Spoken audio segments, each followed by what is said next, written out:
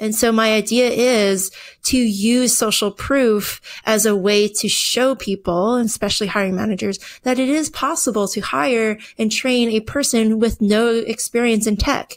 You can literally take somebody who just has a basic comfort level in technology, and guarantee Gen Z is completely comfortable with technology, more so than we ever were as millennials and as Gen Xers.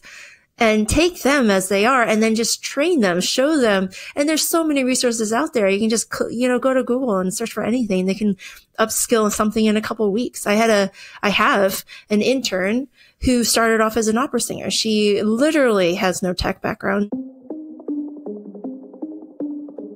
Welcome to Cybersecurity Heroes, an Iron Scales podcast about you, the heroes of cybersecurity. You're about to hear and learn practical and experiential knowledge in our conversations with security leaders and practitioners and other influential InfoSec stars, so we can become more cyber resilient and safer together. Cybersecurity Heroes is brought to you by Iron Scales, the most powerfully simple email security platform. And I'm your host, Brendan Rudd. And now, let's get into the show.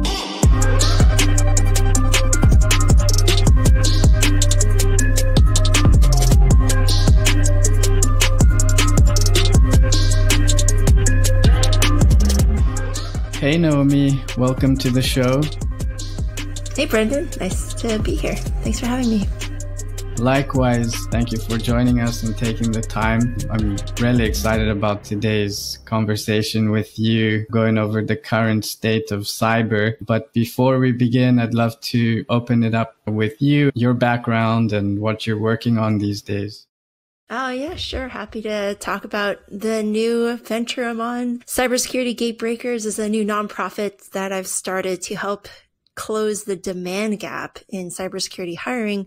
We all know about the supposed skills gap, which I believe is actually a myth, Brendan. I don't know if you've heard this, but there's lots of people trying to break into cybersecurity, but all of the openings in cybersecurity for jobs are actually at the mid-senior and senior levels. So why is this? There's plenty of entry-level work.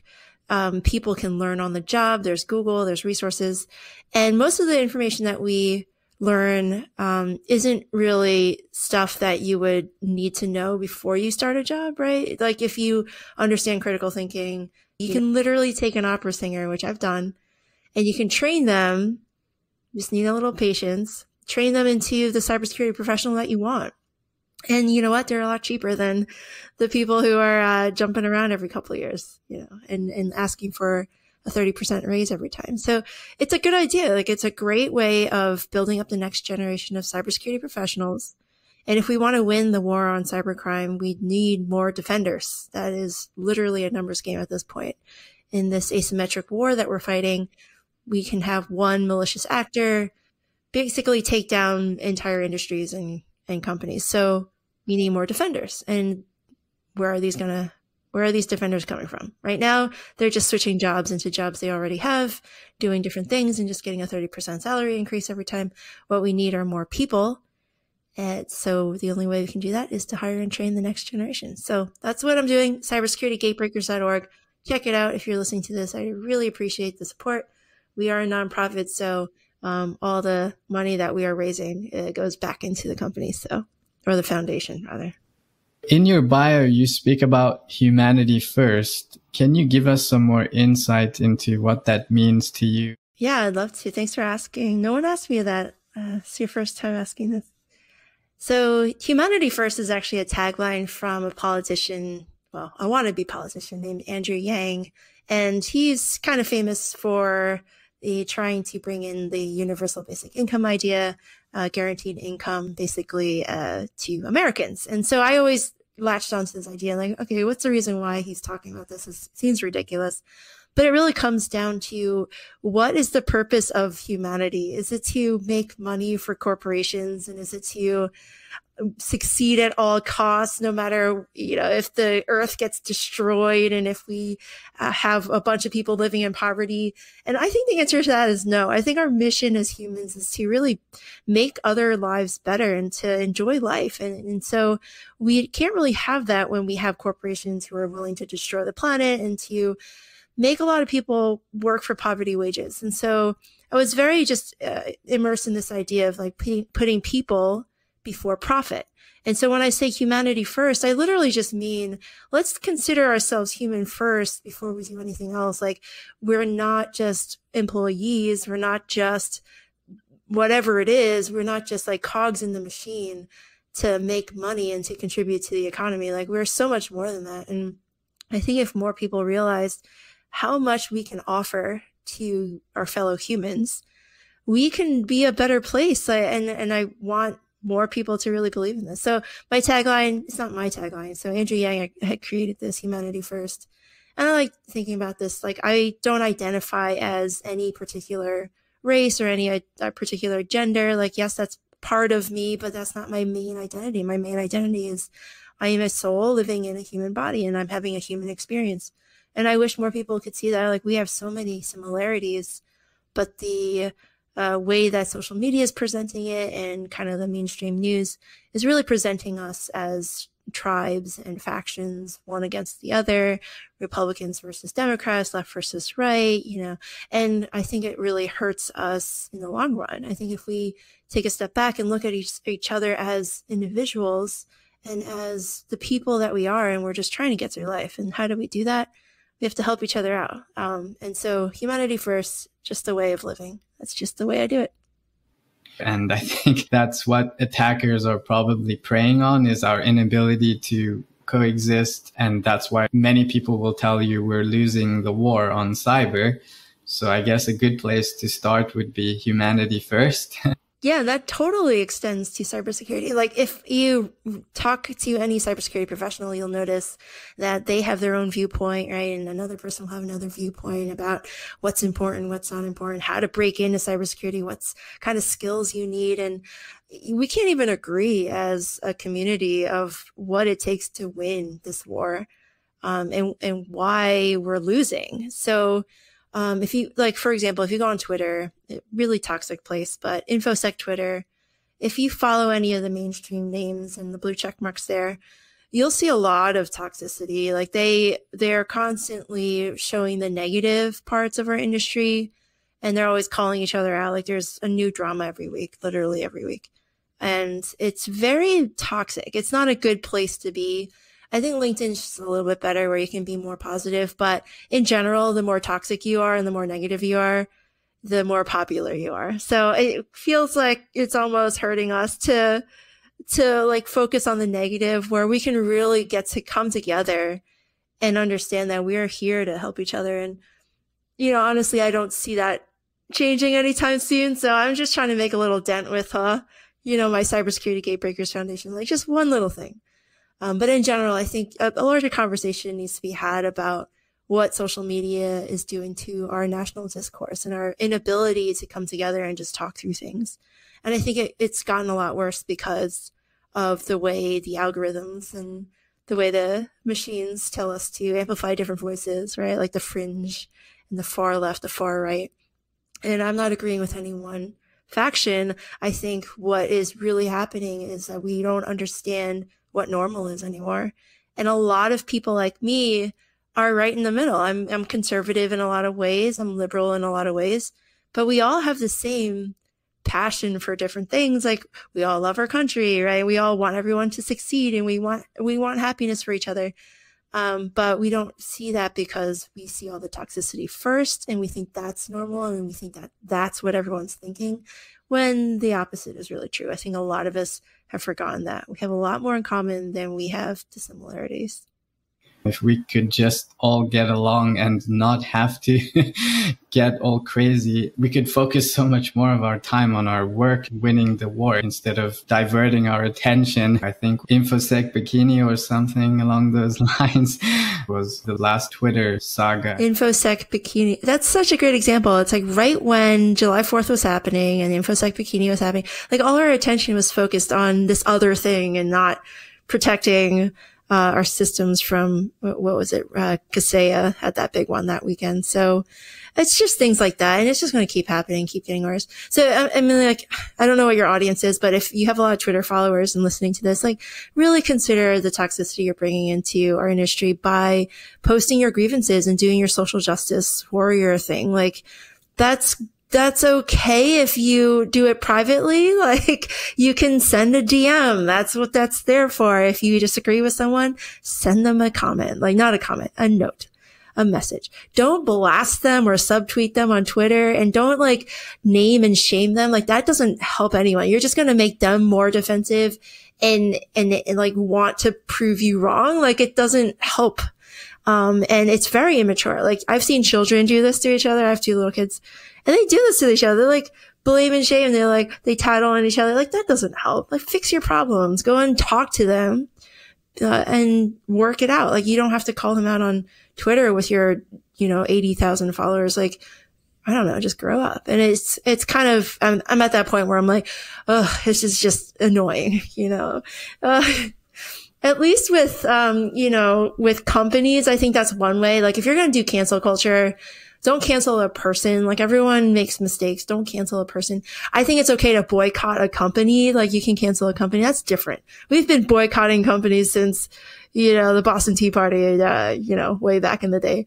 So that's a completely American thing. Like, boycott all you want. That's what it's there for. But when you cancel people, that's when it gets really dangerous, and you're messing with people's livelihoods and their families, and you don't want to do that. It's not something you want that to happen to you. So why are you doing it to somebody else? And it just comes down to, caring for each other and, love one another. That's all.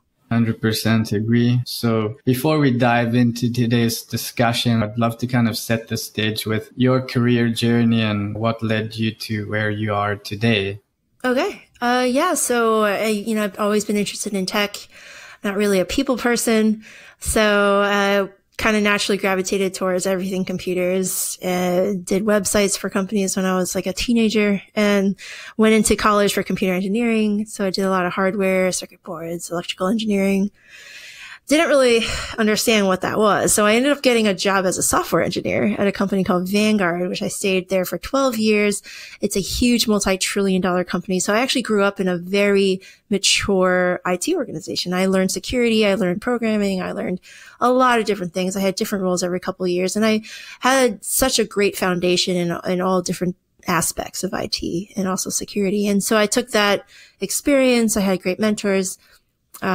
And I went to different startups. And now I'm at my 3rd cybersecurity leadership role, at my 3rd startup. So it is quite a journey, and I love it every single step. It's been a wonderful ride. So yeah, I've been in security and tech for over 20 years, I think total, but, will probably continue for the next 20 years. I do enjoy it. So here's the $1 million question. How do you plan to fix or reduce the shortage gap with your nonprofit? Yeah, so here's my idea. There's something called social proof, and I think it's completely fascinating because when I started my whole LinkedIn thing, and I don't know if you guys read my LinkedIn, but I really started about a year ago. I think I only had about like 1,500 followers, and I decided I'm just going to start writing. And so I wrote every day, and I eventually got some followers to follow me, and I have a really good engagement with the community. I love that. I'm going to say I'm super grateful for that. I don't know why I deserve that, but I post things that people want to write about. That's fine. And they comment on, but I've noticed something about that. I understand what like an influencer type mentality can bring to the community and what kind of change that can impact. So think about any industry that has major change. You've always started with a single person or like a group of people. And, any meaningful change in society really does start with an idea. And so my idea is to use social proof as a way to show people, especially hiring managers, that it is possible to hire and train a person with no experience in tech. You can literally take somebody who just has a basic comfort level in technology, and guarantee Gen Z is completely comfortable with technology, more so than we ever were as millennials and as Gen Xers. And take them as they are and then just train them, show them. And there's so many resources out there. You can just, go to Google and search for anything. They can upskill something in a couple of weeks. I have an intern who started off as an opera singer. She literally has no tech background, no tech degree, is a full-time student at an opera singing program, decided that opera singing is not a really good thing to have in a pandemic, right? Everything is closed. So she started getting interested in tech, taught herself a little bit of HTML and JavaScript, and decided, she wants more. And so I had posted like an internship opening, and she applied. She rocked the interview. Soft skills were off the hook, and critical thinking skills were great. Hired her, and she passed her Security Plus in 2 months. So not only that, but she contributed to our bottom line after a week. She helped write some IT security playbooks, and it was not difficult. Like, the information is out there. She just has to put it together and kind of like make it fit for our company. And so this is what I'm saying. Like, you can hire somebody who's very intelligent. I'm not going to like say that you're not intelligent. Like, she is intelligent, and you have to have the critical thinking skills and kind of those people skills. But you take someone like that, very raw, and then you train them and mentor them the way that you want them to be. And then now that she's passed her Security Plus, which she did on her own, she did home labs, she did all the studying and watched all the videos, talked to people in the industry. Like, she did her homework, and she passed it in 2 months, and on her first try. Like, that was not easy to do, especially like, think about coming from an opera singer background with literally no idea about anything in security or technology. And this is possible. So I want to tell people and show people through social proof and show examples of other companies doing the same thing, not just my one intern, but like 100 different interns and like 100 different junior level people. What if you started seeing the effects of other people doing this? Now you're going to start jumping on the bandwagon, because that's literally how like virality works on the internet. And I've known this now that I've gone on LinkedIn, and, some of my posts gets, one post got like 2 million views or something, and a couple of posts are in like well into the 500,000 views. So like, I've noticed this. I'm like, this is basically social engineering at this point. I know what will view well, and I know what won't. And so I can play against that. And so it's the same idea with social proof. And so my nonprofit then will really try to use kind of those skills that I've picked up on, writing posts that go mini viral, however you want to explain it. But it's almost like social engineering at this point. Like, why not social engineer our own cybersecurity community to hire and train the next generation? I think it is possible. And speaking about influence and virality, clearly the industry is resonating with what you have to say. And I wanted to even bring up a few of your posts just to expand on them a little bit. So one post, I think, got like almost 3,000 likes and 494 comments. You wrote, "Stop making college degrees a requirement on cybersecurity job descriptions. We have enough college graduates. Maybe it's time for us to look for talent in unconventional places." I know you already touched on it briefly with your example with your opera singer intern, but as you say, it's time to try something different. Yeah, that's exactly right. The social proof. So, I mean, I tell people that this is possible, but why not show stories of people who have done this? And I think if you take any viral post in any social media platform, the most viral ones really tell stories. And humans really love stories. You start with a hero's journey. You take a problem or a character, a flawed character, and you show their progression, right? Like here's their challenge, and then here's how they figured it out, and here's their transition. And so if you tell that story, it's the same way. You tell more of these stories, people are really going to gravitate towards that. And they're going to see those people in themselves, or they're going to see a story about an intern and be like, "Hey, I know someone just like them. I know another opera singer," or, "Hey, I know another barista. Like, I see a story about a barista, and I'm going to hire," and they got hired into cybersecurity, and they're fully successful, and now they're killing it, and they're helping out the community. That's awesome. I know exactly a person just like this.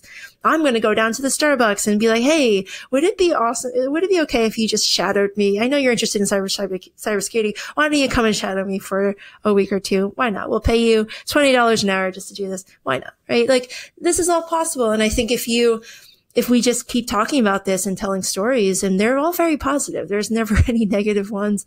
People really like that. Stories of transformation, stories of improvement, and it all benefits the rest of us. We need more defenders in cybersecurity. That's it. You also talk about colleges with lower tuition, and with lower tuition, students would have less debt. But I'd love to get your take on how we could reduce or change this requirement around hiring, and what are the alternatives? Yeah, let's see. So when I say like don't require college, I'm not saying don't go to college. Like, that's a completely different thing. I think college is wonderful. A lot of people need it, like I did. I was a very immature 18-year-old coming out of high school, or 17-year-old coming out of high school. So I absolutely needed college to grow up, right? Like, but a lot of people don't need college. There's a lot of people who currently do their jobs and they're like, why did I even go to school? Like, think of literally all the liberal arts degree majors, right? Like, what do you think, Brendan? Like, what percentage of those liberal arts majors actually do work in their major fields, right? Like, what percentage would you say? I don't even know. There's probably a statistic out there. Yeah, in Germany, they're very much about the vocational schooling, which is maybe something that could apply to cybersecurity. Well, Germany's better, I think, in a lot of ways. Probably in the States, though, I think I want to say the percentage is pretty low. Like, think about, your art history majors. And I think there's some person who had a folklore major, right? You spend $80,000 for a folklore degree. Like, what are you going to do with that? You're going to work in a folklore museum. Like, there's not a lot of jobs there. And so a lot of people get college degrees that don't apply to their future careers. And those are the people I'm really talking about. Like, for those people who didn't need a college degree to be successful in their jobs, like, those job descriptions don't need a college degree. Now, cybersecurity could be the same way. For a lot of cybersecurity jobs, you do not need a college degree. You can level up using certifications and to learn things, and technology changes all the time anyway. What's the point of getting a college degree that's probably outdated by the time you graduate, right? There's a lot of data behind that. So the idea is, like, why not really focus on the jobs that need college degrees and make those a requirement? Take out the requirement for a college degree on the job descriptions that don't need them.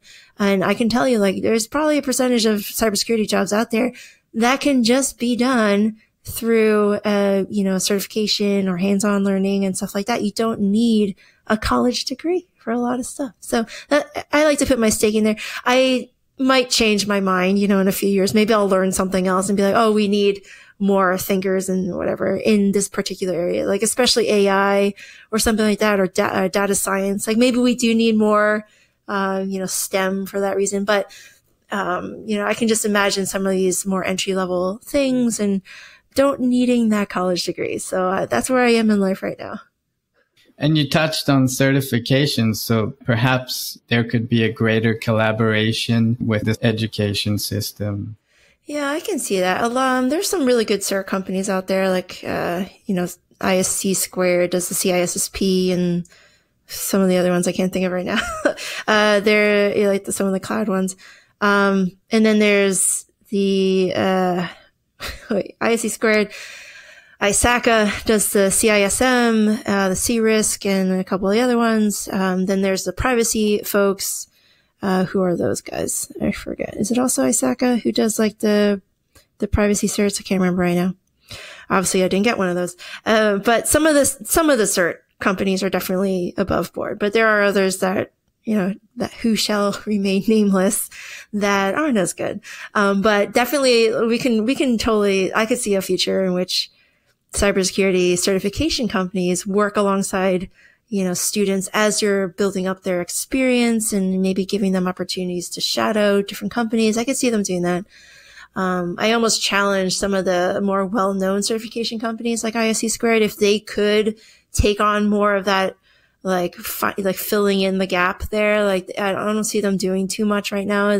But they have the name recognition and the brand. They could use that, but they don't, because I don't know why. I think they're too much about the whole, like, you know, if you're only good enough, the cream rises to the top kind of thing. It's like, we only want the people who can do this, right? And then no one else. And I think that really hurts us.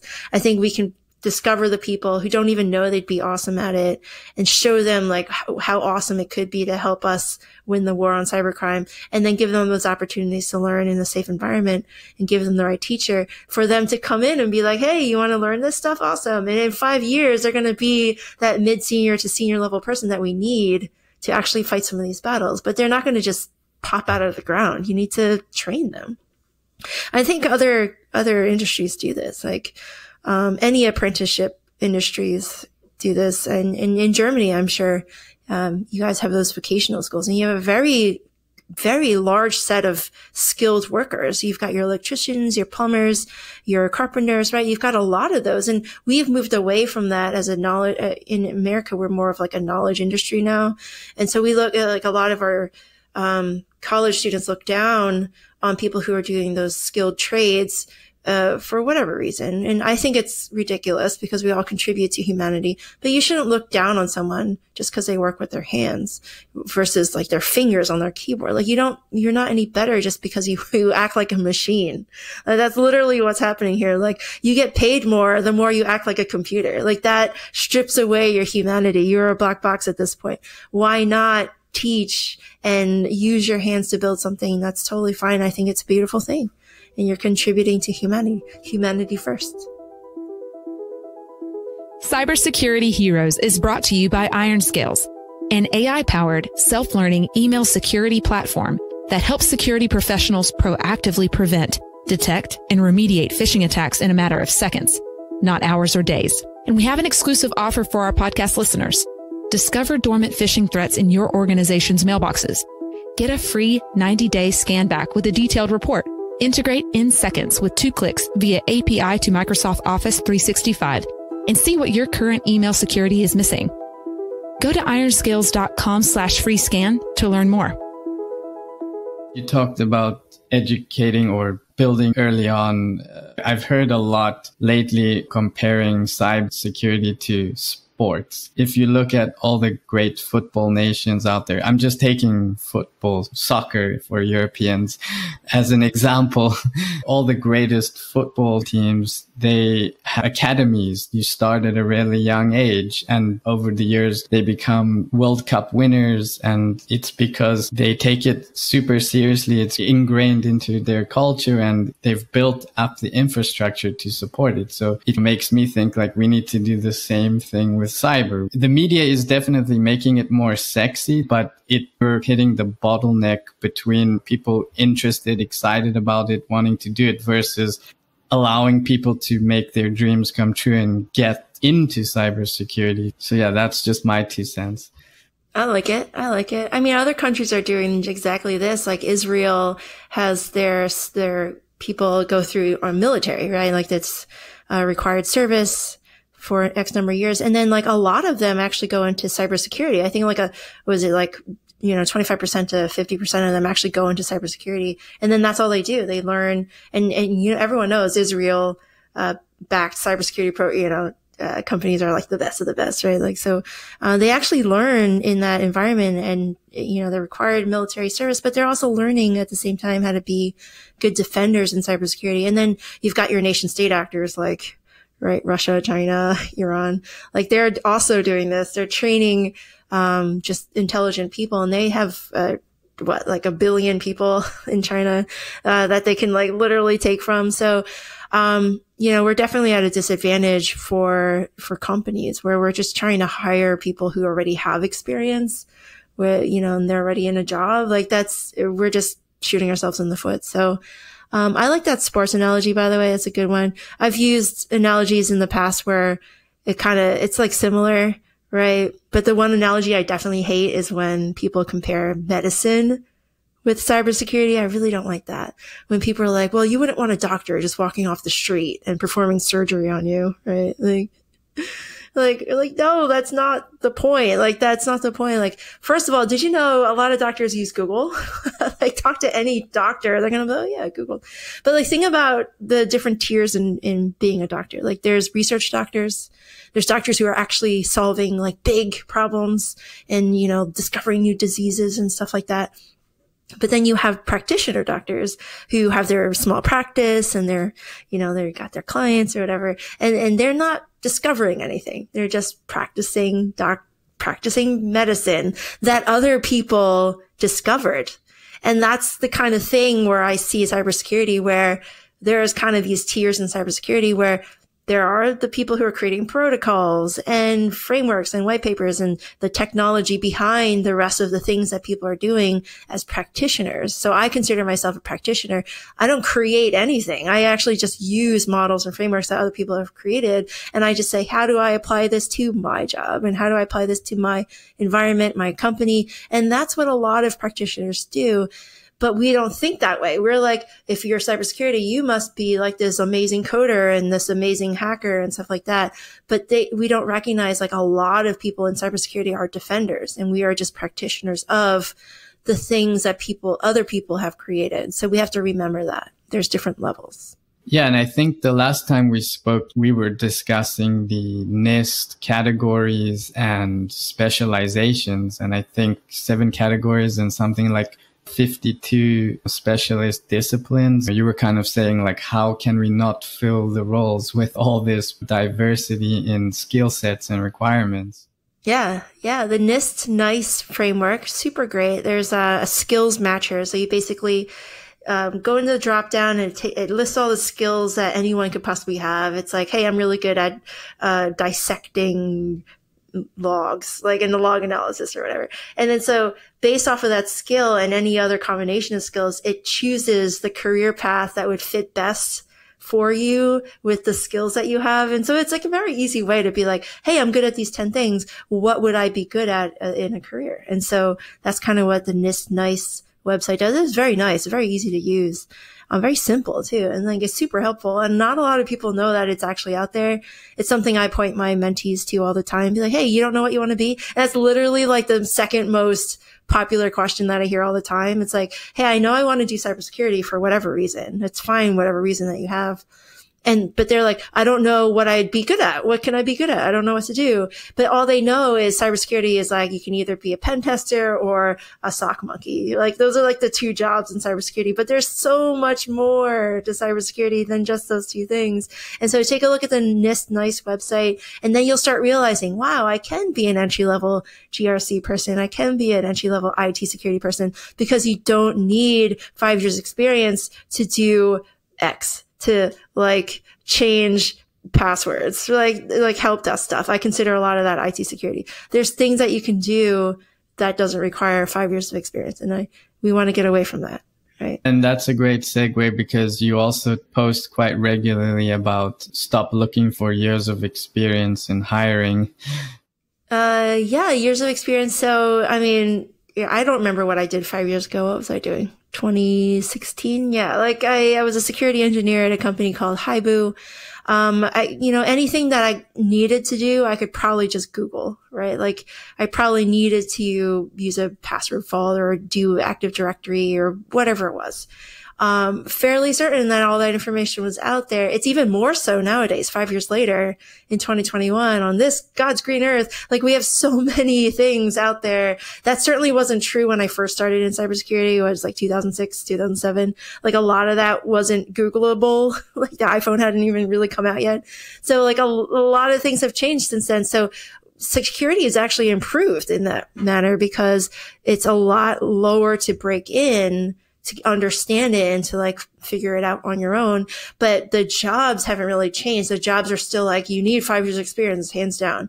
But in reality, you don't need 5 years, because it doesn't really even tell you anything. If you have 1 year of experience and yet you've grown a mile because you've done all the studying, you've had a lot of different challenging problems that you tackled and you solved, you've been exposed to a really complex environment where you had all these different techniques that you had to try, like that in a year, you've grown more than the person who has 5 years experience just doing Active Directory password resets. Like you're not going to have the same levels, and you can't just say 5 years of experience. One person's 5 years is not going to be the same as another person's 5 years, even within the same person. Like I can tell you for the first 12 years of my career, I would say I can probably boil all that down in 2 years.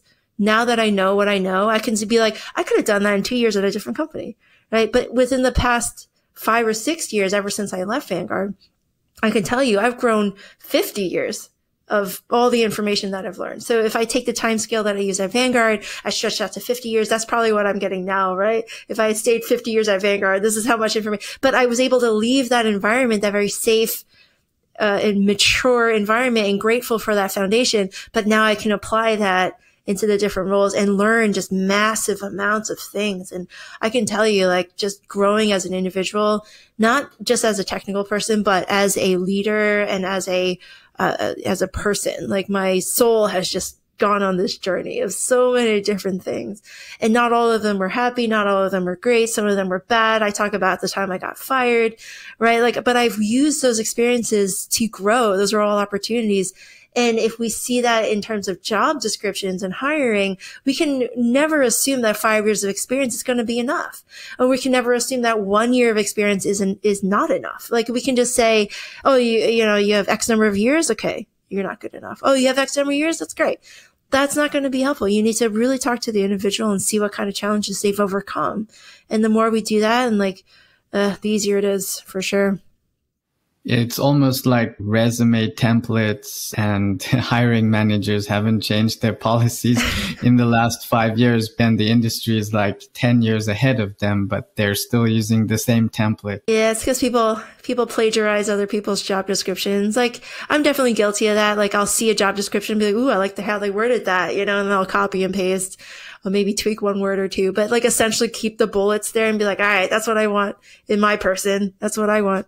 So I've done that. But a lot of people copy and paste the wrong job descriptions, and they're like, well, it looks like everyone else is asking for this 100 things. Why don't I also ask for these same number of things? But you really want to take a look at what you're actually putting out there and realize that not everyone's going to have all of those things. That's the reason why we're losing the war. You're not being creative enough and finding the right people and then training and mentoring them and giving them safe opportunities to learn. You're not doing that. You're just trying to find a unicorn that doesn't really exist, or that does exist and costs $300,000. So try to move away from that. You're not going to win. I would also like to touch on job hopping. You mentioned it earlier. Why do you think folks are job hopping? I mean, it just comes down to the individual. If you're a job hopper, I certainly job hopped, every couple of years. So, I want a bigger challenge. There's no room to grow. There's plenty of reasons, but usually it comes down to, the challenge, or maybe the work environment isn't the best. You got a bad boss, or it's just a toxic environment, whatever it is. Or, you just want to make more money. There's plenty of those very standard reasons. But in cybersecurity, it's almost exacerbated now because there's so few people who can do the job that you're like, I can just go anywhere and get a 30% raise and have no problems. And I'll tell you this, even after I got fired, I actually had 2 full-time offers, by the end of the next week. Within 4 days, I had 2 full, but because I had already been interviewing, so it was actually not a surprise at that point. But I got fired on a Wednesday. I had 2 job offers by the Tuesday, the following Tuesday. So it wasn't difficult for me. And I could tell you, in general, if you are in this industry, it's very easy to find a job. It's harder to break in, obviously. But once you are in, the world is your oyster. You can you can go anywhere and get a huge raise and get a title bump and everything else pretty easily. And that's what job hoppers are doing. They're just trying to look out for number one. That makes sense. Can't fault them for that. The company's going to let you go at any time. Why not? You can do the same thing to the company. There's no loyalty anymore. Which is creating its own set of problems. So I guess it's just a hodgepodge, as they say right now. Yeah, you got it. Yeah. But if we start taking people as they are and training them, it'll be much easier in the future, because we're literally fighting a numbers game here, and we don't have enough defenders. So think about all the problems that we have now, and then multiply that by 10 in the next 5 to 10 years. I think Forbes came out with a study and they said like by the year 2025, cybercrime will be a $10.5 trillion industry, which is literally 100 times more than what it is now. It's like still in the billions, I think, which is like scary to think about because it's already pretty bad. But it's not just money. At this point, it's like, where is that money actually going? I think it actually funds more criminal activity. Like think about any cybercrime that's asking for $70 million. Like where does that $70 million go to? You're not using that for Amazon things. You're not going to Target.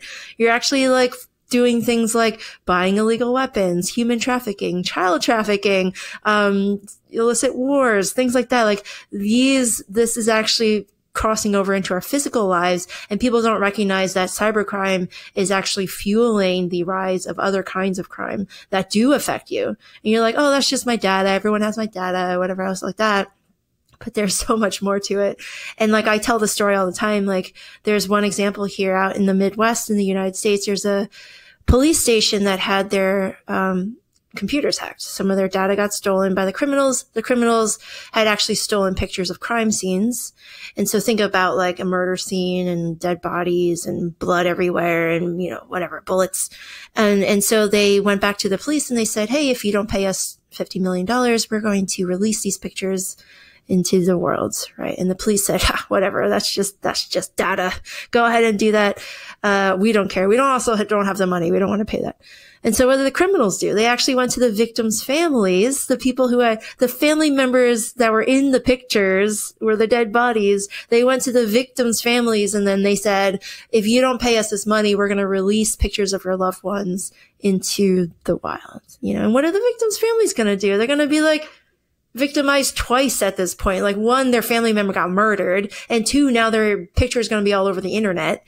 Like that's not right. So cybercrime is actually increasingly bleeding into the real world. Think of the colonial pipeline. People actually died from that. People made bad decisions because they put gasoline in like open containers in their trunk and they exploded in a fiery burst of like flame, right? Like, but those poor decisions were a direct result of the executives of Colonial Pipeline who didn't spend enough money securing their infrastructure. And so like all of this is related, right? And so the more we talk about this, the more we realize it's bleeding more into the physical world. In 5 to 10 years, we're going to see cyber attacks that affect water supplies, the electrical grid, banks, grocery stores. We had the Kaseya attack actually shut down a grocery store, right? Over, was it Sweden or something, or Switzerland or whatever? Like that really that's real things. And like the more interconnected we are, the worse it's going to get. And so we need more defenders, and it is getting kind of desperate at this point. I'm just still trying to stay positive and be like, yeah, we can win this. We can totally win this. But like that percentage is getting smaller by the day. And so like the more I talk about this, the more like anxious I get about it. I'm like, why can't more people see that we need more people? Just take and train them as they are, and then release them. Be like, here is like my intern. I don't expect her to stay at my company for more than a couple of years before she realizes she's worth more than the money we're paying her. And that's okay. That's totally okay. As long as she stays in cybersecurity, I'm totally fine with that, because now I've taken somebody and trained them the way that cybersecurity should be done, and then be like, here you go, butterfly, release, like go and do your thing for a different company. And then hopefully she does the same thing to somebody else. And the more that we can train the next generation, it becomes this like waterfall effect where I train one person, that person trains one person or two people or whatever. And you've gotten this like, what that thing is, like a pyramid of thing. You've gotten more people, exponential, a binary tree. Yeah. Like, so that's what we need to do, is like start with one, that one person does one, and then we all contribute. And that's how we change the world. Yeah. You kind of answered my next question, which was, how that's good. How much do we need to invest in the talent that we already have? Because we spoke about job hopping. Like job hopping, it's okay. Job hopping is okay. It is okay. Like think about the bigger picture, humanity first. Like you're thinking, like the companies who are doing this hiring, they're like, we can't invest in our people. They're going to leave because you're not investing in them. So trust me on this. They're going to leave anyway. But if you train them and mentor them, provide them opportunities to learn, they're going to stay for a little bit longer than you think. think. But it's okay also if they leave because they're helping the greater good. They're actually leaving for another company to do the work that they're already doing for your company, but then helping that company too, because I guarantee you everything's connected. Your company might be a client of that company or the third party of another company. So a fourth party of a third party of a third party, right? So you're all related. Everything's related. So think about it this way. You're helping the ecosystem by training and mentoring the next generation. Don't think just for your company's own good and don't think for your own team's good because like it's all related. You're helping the greater good. And if you're in cybersecurity, you do recognize there is a greater good. It's not just for your company. And I think in today's world, folks are looking for more than just the paycheck. I think I saw some polls where more than 70% of folks would prefer to work for a company that allows them to be remote. So if that's just one perk, imagine if the list of perks companies could provide, like training, work from home, extra vacations. So the more you compound the benefits and the more you invest in your employees, it gives you an advantage in the marketplace, being competitive and building your company brand and reputation. Yeah, absolutely. I made a short list of ways that it's like the cheapest ways of leaders to retain their employees. And one is don't cancel one-on-ones, right? Another one's I forgot what it was, but it's exactly what you're saying. It's it doesn't take a lot of money to keep somebody happy. If you respect them, you give them a job that they're proud of, right? And they feel relevant and important to your company. They're paid, the market rate at least, and you're not completely hosing them, right? Those are very easy things to accomplish and you don't have to be scared of losing them, but then realize they will leave. That's in their best interest. And you don't want to hold on to them because they're just going to be one of those quit and stay things. You're just going to collect a paycheck and go home for the day. You're not going to put your heart into it. And at that point, it's okay to let them go because if their heart's not into it and they want a bigger challenge, why not? If you think of any parent, isn't that the way parenting is? You take a child and you want to keep them young forever, right? Because they're adorable. But the whole point of being a parent is to raise the next generation of adults and to have them contribute back to society. So raise them the way that you would want to be raised and that you want to see in the future. You raise a good human being and then you send them off to the wild. You don't keep them in your basement until they're 40 years old. You send them out when they're 18. You kick them out of the house. You're it's your turn. Go. Right. I tell my son, he's 8 years old. I'm it's only 10 more years before you get kicked out of the house. Right. And he's always but I can visit. Right. I'm yeah, you can visit. But the whole point of parenting is to literally raise a human so that they can contribute back to society. That's what parenting is. And do we do that for cybersecurity? Not yet, but I hope to change that. So I know we're coming up on the hour. Do we have time for one more question? I actually have a mentee call right now, so I don't have it, but I can say thank you so much, Brendan. I really appreciate that. Thank you so much. I appreciate you. No problem. So if anyone would like to get in touch with you, what is the best way for them to connect? I'm going to give out my email here. It's Naomi@cybersecuritygatebreakers.org. You can also find me on LinkedIn, Naomi-Buckwalter, and my DMs are open. So go ahead and type away. My Twitter is I Need More Cyber. My DMs are open there. But the best way is to reach me on email, Naomi@cybersecuritygatebreakers.org. Awesome. Well, thank you so much, Naomi. Really appreciate you taking the time to share your insights. And to the rest of you, we'll see you next time. All right. Thanks. Bye. That's a wrap for this episode of Cybersecurity Heroes. Practical and experiential knowledge on a day in the life of security heroes. Catch our next episode by subscribing or following through your favorite podcast platform. If you're listening on Apple Podcast, please leave a rating for the show. They really help a lot. Thank you so much for listening. Until next time.